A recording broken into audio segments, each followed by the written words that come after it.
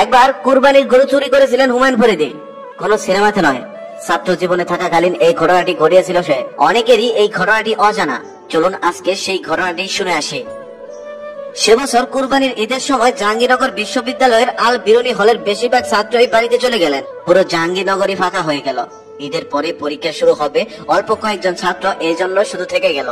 কুরবানি ঈদের আগের দিন হলের ছাত্ররা দল বেঁধে গেলেন প্রভোস্ট বিশ্ববিদ্যালয়ের অধ্যাপক কলিমুল্লাহ স্যারের বাসায়। তাদের সবার দলনেতা ছিল আবার হুমায়ুন ফরিদী। স্যারের বাসার সামনে হরতাল দেখে স্যার জিজ্ঞেস করলেন, কেমন আছো, কোনো বিশেষ দরকার কি? হুমায়ুন ফরিদী যখন স্যারকে বলল, স্যার সবাই ঈদের ছুটিতে বাড়িতে চলে গেছে, শুধুমাত্র আমরা কয়েকজন ছাত্র আছি, পরীক্ষার কারণে বাড়িতে যেতে পারলাম না, সবাই বাড়িতে গিয়ে মজা করবে, কুরবানির গোশত খাবে, আর আমরা এখানে আটকা পড়ে থাকবো। আপনি যদি আমাদের একটা গরুর ব্যবস্থা করে দিতেন কুরবানি উপলক্ষে, তাহলে আমরা ছাত্ররা সবাই মিলে কুরবানিটা উপভোগ করতে পারতাম। ঈদের নামাজ পড়ে এসে গরু কাটবো, এটাই না কুরবানি ঈদের মজা? স্যার তখন ফরিদীকে জিজ্ঞেস করলেন, তোমরা কজন আছো? ফরিদী বলল, আমরা 20-22 জনের মতো আছি। স্যার তখন জবাবে বলল, তাহলে গরু কোরবানি দেওয়ার দরকার নেই, গরু লাগবে না, একটা কাজ করো, আমি একটা খাসির ব্যবস্থা করে দিচ্ছি, তোমরা এই খাসির টাকাটা নিয়ে গিয়ে একটা খাসি কিনে ফেলো। সবাই তখন ব্যর্থ মন নিয়ে স্যারের বাসা থেকে বের হয়ে আসতেছিল। ঠিক সেই সময় চোখ পড়লো স্যারের কুরবানির গরুর উপর। বাংলোর আঙিনায় বেঁধে রাখা স্যারের কুরবানির গরু। স্যার এবার কুরবানি দেওয়ার জন্য কালো একটা গরু কিনে বেঁধে রেখেছে। ফরিদীর চোখের ইশারাতেই তখন সবাই বুঝে নিল কি করতে হবে। তারপর সেদিন গভীর রাতে স্যারের গরু চুরি করে নিয়ে আসলো হুমায়ুন ফরিদীর দল। একজন ঈদের দিন সকাল সকাল গিয়ে সাভার থেকে একজন কসাই নিয়ে আসলো। মুহূর্তে সবাই মিলে সেই গরুটা কেটে ভাগ করে ফেলা হলো। গরুর গোস্ত হলো 60 কেজি। ফরিদী তখন সবাইকে বলল 15 কেজি রান্না হবে, আর বাকি 45 কেজি রেখে দাও, স্যারের বাসায় পাঠাতে হবে। আর এদিকে কলিমুল্লাহ স্যার হন্য হয়ে গরু খুঁজতে লাগলো। এক রাতের মধ্যেই তার আস্ত গরু কিভাবে খাওয়া হয়ে গেল। এখন সে কুরবানি দিবে কিভাবে? কোথাও সেই কুরবানির গরু খুঁজে না পেয়ে স্যার চিন্তায় নিরুপায় হয়ে বাজার থেকে আরো একটি নতুন গরু কিনে আনলো কুরবানি দেওয়ার জন্য।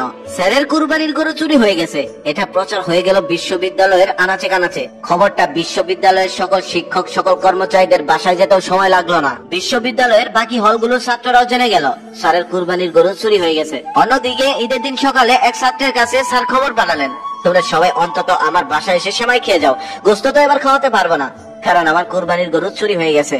স্যারের বাসায় সেমাই খেতে যাওয়া ছাত্ররা অবশ্য খালি হাতে যাননি, হাতে করে 45 কেজি গোস্ত নিয়ে গেলেন। ছাত্রদের হাতে গোস্ত দেখে স্যার বলল, কি ব্যাপার, এতগুলো গোস্ত তোমরা কোথায় পেলে? হুমায়ুন ফরিদী তখন মুচকে এসে বলল, আমরা একটা গরু কিনেছিলাম স্যার, আমাদের খাওয়া শেষ, তাই ভাবলাম বাকি গোস্তটা আপনার বাসায় দিয়ে যাই, আপনার কুরবানির গরুটা চুরি হয়ে গেল। স্যার ততক্ষণে ভালোভাবে বুঝে গেলেন তার গরুটা কে চুরি করেছে। বিরহ বদন মুখে স্যার বললেন, ঠিক আছে, এবার খেতে আসো, কাজটাতে তোমাদেরই কর্ম, এখন বুঝতে পারলাম। আরো একটি ঘটনা হুমায়ুন আহমেদ লিখেছেন হুমায়ুন ফরিদীকে নিয়ে। হুমায়ুন আহমেদ বলেন, একদিন ফরিদী টেলিফোন করেছে, আমি ফোন ধরতে এসে বলল, মিতা আপনি কি আচার খান? আমের আচার, তেঁতুলের আচার, এইসব? আমি বললাম, হ্যাঁ খাই। ফরিদী তখন বললেন, সন্ধ্যায় আপনার সাথে গল্প করতে আসবো, ভাবছি আপনার জন্য কিছু আচার নিয়ে আসবো। তারপর ঠিক সময় মতো তিনি গল্প করতে আসলেন, তবে সঙ্গে কোনো আচারের বোতল দেখলাম না। দীর্ঘ সময় গল্প করলেন, আবার চলেও গেলেন। আমি ভাবলাম বলি, মিতা আমার আচারের বোতল কোথায়? শেষ পর্যন্ত আর বলা হলো না। আমরা দুজন দুজনকে মিতা বলে ডাকতাম, কিন্তু আমাদের মধ্যে তেমন কোনো ঘনিষ্ঠতা ছিল না। তখন রাত 12টার মতো বাজে, ঘুমানোর জন্য প্রিপারেশন নিচ্ছিলাম। ঠিক তখনই দরজায় কলিং বেল। দরজা খুলেই দেখি হুমায়ুন ফরিদীর ড্রাইভার, আর তার সাথে 23টা আচারের বোতল। তার দায়িত্ব ছিল দোকানে দোকানে ঘুরে যত রকমের আচার পাওয়া যায় সেগুলো সংগ্রহ করা। সংগ্রহ করতে একটু দেরি হয়েছে বলেই সে এত রাতে এসেছে। একজন গুণী অভিনেতা ছিলেন হুমায়ুন ফরিদী, যিনি অভিনয় দিয়ে সারা দুনিয়ার মানুষের মন জয় করেছিলেন। নাটক সিনেমাকে নিয়ে গিয়েছিলেন অনেক উপরে।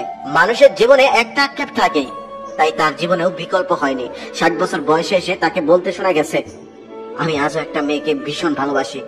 একটা আক্ষেপ নিয়ে দুনিয়া ছেড়েছিলেন তিনি। সত্যি অদ্ভুত পৃথিবী থেকে যারা একবার হারিয়ে যায় তারা আর কখনোই ফিরে আসে না। ওপারে ভালো থাকবেন স্যার, আমরা আপনাকে ভুলব না।